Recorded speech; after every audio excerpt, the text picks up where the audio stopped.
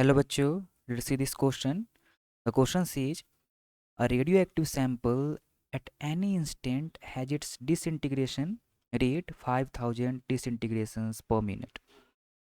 After 5 minutes, the rate is 1250 disintegrations per minute. Then the decay constant is, and we are given 4 options.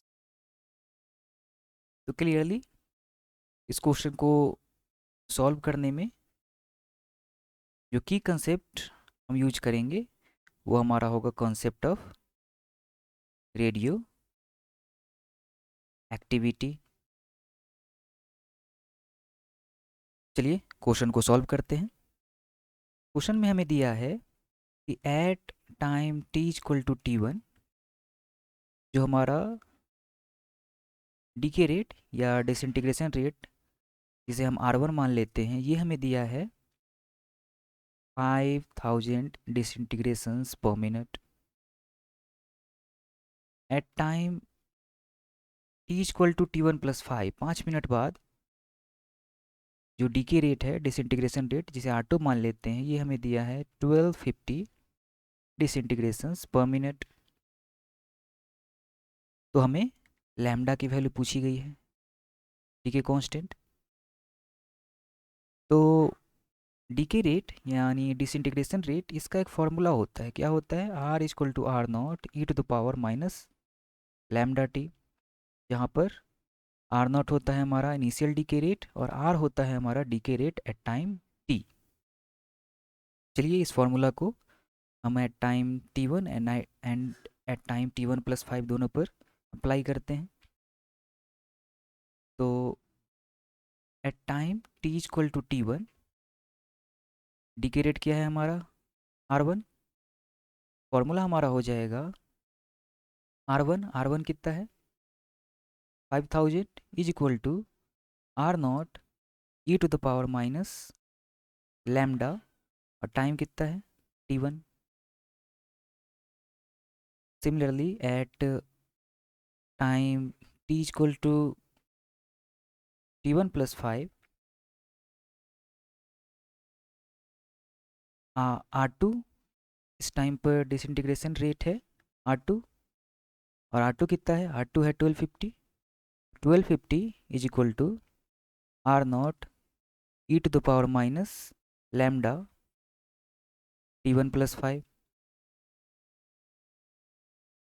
तो इसे थोड़ा सा हम solve कर लेते हैं। 1250 is equal to R naught e to the power minus lambda t1 multiplied by e to the power minus lambda 5। इस equation को हम इक्वेशन 1 मान लेते हैं, इसको हम इक्वेशन 2 मान लेते हैं। अब क्या करते हैं कि हम इक्वेशन 1 और 2 को डिवाइड कर लेते हैं। इक्वेशन 1 डिवाइडेड बाय इक्वेशन 2 क्या हो जाएगा?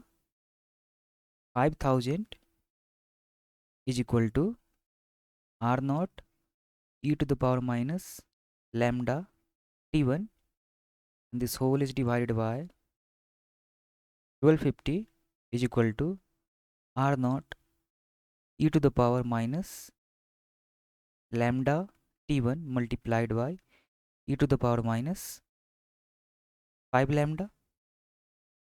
तो